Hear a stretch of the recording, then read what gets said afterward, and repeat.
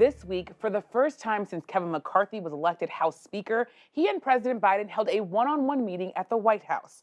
The men discussed a long list of priorities, chief among them the ability to pay the nation's debt and avoid a financial crisis.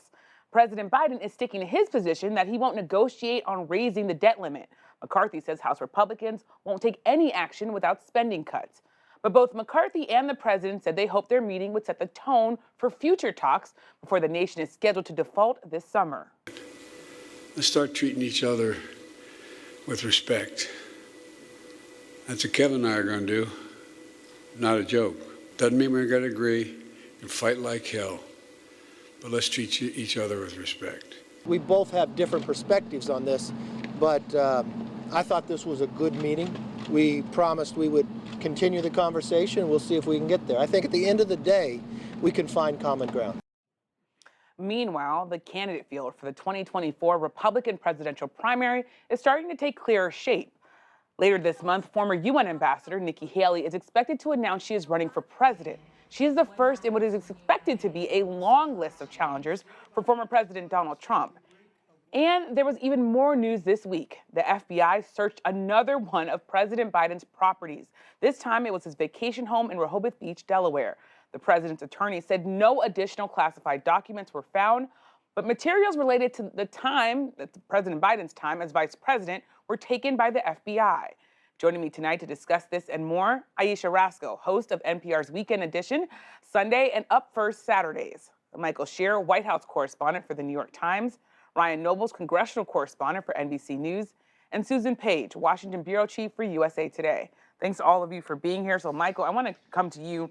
What's your reporting revealed about this meeting between Kevin McCarthy and President Biden? What are they saying behind closed doors about what they possibly accomplished in this meeting? You know, I think the kind of tone that you saw there in the clips that you played was definitely the approach that both sides wanted to start this conversation with, but it won't be where it ends. And I think both sides kind of understand that. The closer that the nation's capital gets to a default, to an actual, a time when the rest of the world sees that the United States government isn't going to pay its debts, things that it already, that have already been committed, the harder that conversation is going to be. And I don't think there was anything, at least in our reporting, that suggested that either President Biden or McCarthy, Speaker McCarthy, gave any ground. Right? It was sort of setting a tone, kicking things off in a pleasant way, not being particularly nasty to each other. But maybe I'm just a cynical reporter, but I think we will get there. We will get to the nasty, and we will get to the angry, and especially when you think about in Speaker McCarthy's case, the way in which he is going to be pulled away from compromise by so much of the caucus of the conference that he leads, it's going to be real difficult to maintain that tone. What you're saying is that they were politely saying, I'm still going to stick to my guns, but thank you for coming and meeting. Ryan, that brings me to you. I mean, on Capitol Hill, you have Republicans saying we need to have spending cuts, but former President Trump is saying don't touch Social Security, don't touch Medicare. What in the world do they actually want to cut? And is there consensus there? I'd probably be here talking to you. I'd be breaking this news on our other network, if I knew the answer to that question. But to Michael's point, I do think to a certain extent, at least the White House has given a degree of ground, right, by just having this meeting. Joe Biden had initially said no negotiation around the debt ceiling. They had a conversation in which Kevin McCarthy came back to the Capitol and told us was all about the debt ceiling. So they're at least talking about it. But to your point, Yamiche, the big problem that Republicans have right now is they don't know what to ask for, aside from kind of a very general sense that they want to cut spending. You can't get them to give anything specific. Would you take it from the Pentagon budget? Will you touch any of the entitlement programs? The closest we've come to any kind of substance is, well, we should take back some of this money that's already been allocated through the COVID spending packages that hasn't been spent yet. Well, that doesn't get you anywhere near the type of rollbacks that they are looking for in terms of really having an impact on the overall debt and deficit of the country. So it's going to be very difficult for them to really make an argument here. They do have a leverage point here. There's been some talk in Washington that you can't use the debt ceiling as leverage. Have you met Congress? They use everything as leverage. So I don't agree with that. This is a leverage point, but you can't use it unless you can come to the table and ask for something to use that leverage for.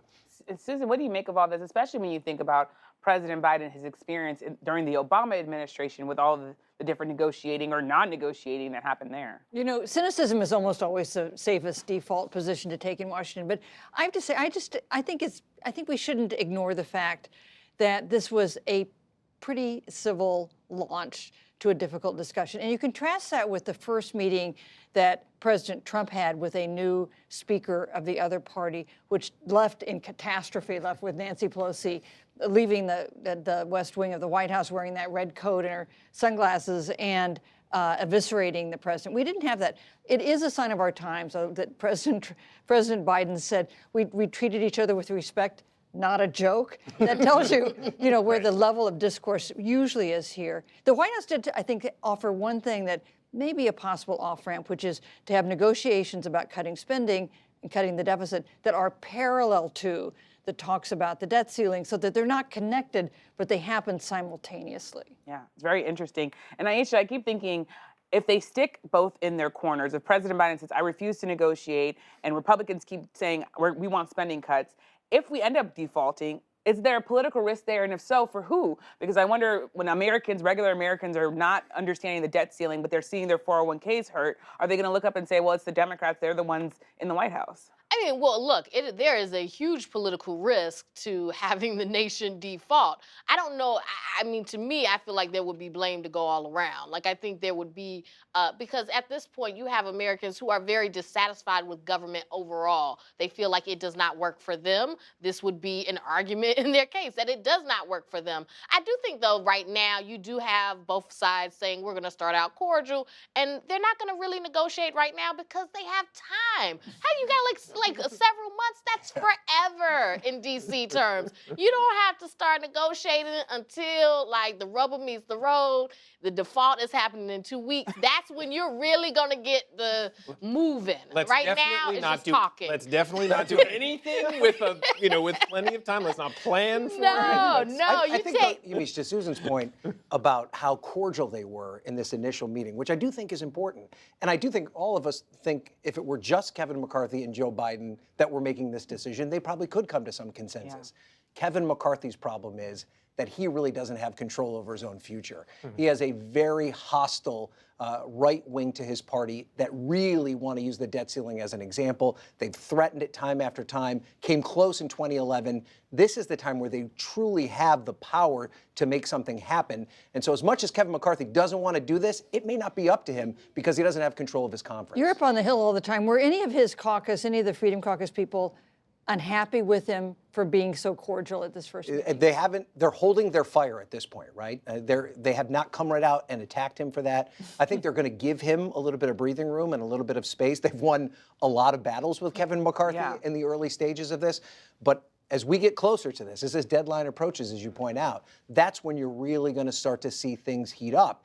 And, Kevin McCarthy could easily get this done by getting Hakeem Jeffries into a room, and he has, there are more Republicans and more Democrats that want to see this done than there are the very small number of conservative Republicans who don't want to see this done. But they have this motion to vacate that they could bring to the floor at any moment that could put his speakership in peril. And Michael, as we think about the economic realities of this, just today we had a jobs report. Unemployment fell to 3.4%, lowest since 1969. How is that economic reality factoring into all of this? I mean, I think the White House was very quick today to seize on that jobs report as a real evidence, as the president said in some remarks, that the cynics were wrong, that the critics were wrong, that his economic plan is working to keep the economy strong. The challenge for the president is that there are all these sort of storm clouds ahead, right? It could be that the kind of aggressive job growth that we've had actually triggers the Federal Reserve to continue to raise interest rates, even more aggressively, and that turns the country sort of flips over to a recession. Lots of economists disagree. This was sort of an anomalous kind of piece of data. But the White House, inside the White House, what they're really hoping is that doesn't happen. Job growth continues strong. Inflation, which has been moderating a little bit, continues to go down. And whatever the Republican argument is going to try to be over the next, 18 months as the presidential election approaches, if the economy is strong, that's going to make it a lot harder for the Republicans and a lot easier for President Biden, assuming he runs for re-election. And Aisha, Michael brings up the Republicans, and of course, 2024. We're starting to see a number of people say that they're basically probably going to run. You have Nikki Haley, who's expected to run on February 15th, expected to announce her bid. Larry Hogan might be looking at it, he says. Of course, there's Ron DeSantis in Florida. What do you make of sort of this field that's taking shape? What does it tell us about how the person who we used to cover together, Donald Trump, how weak he might be, or maybe how much his grip is still there? I mean, it shows that they think that he is weak enough that they will run against him, right? So, I mean, that it certainly shows that they think he has some weaknesses.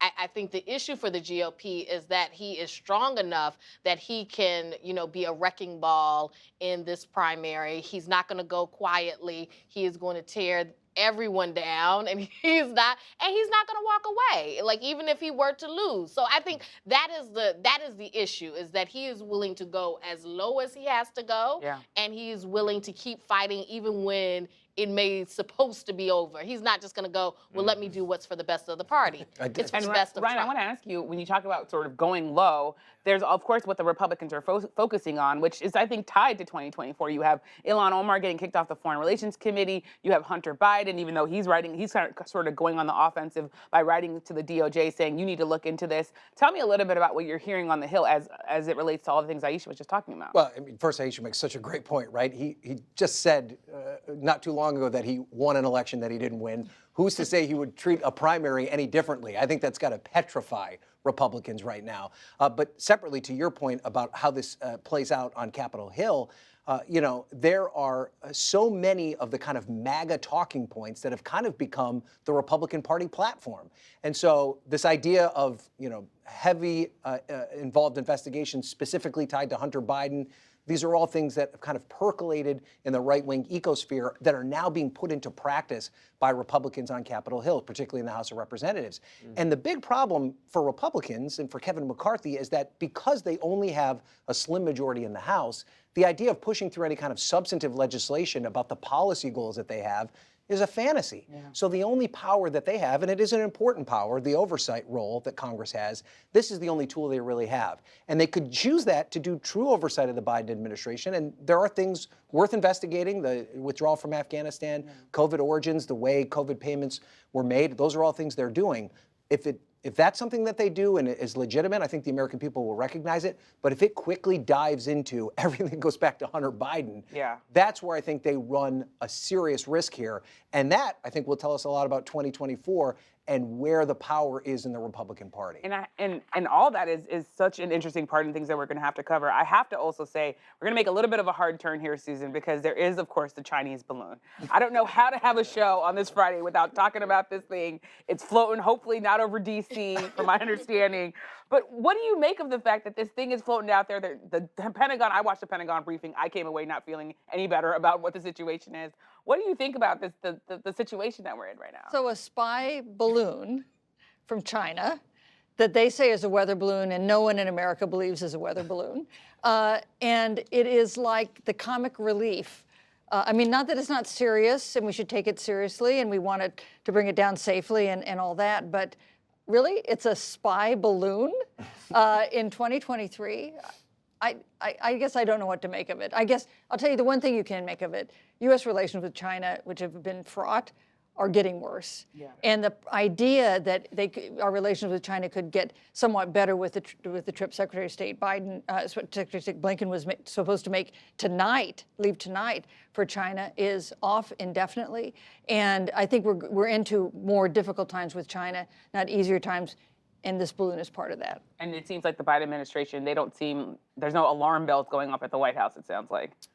No, I mean, to the broader point about the relationship, I think that there is a lot of concern about that. I think about the balloon itself, the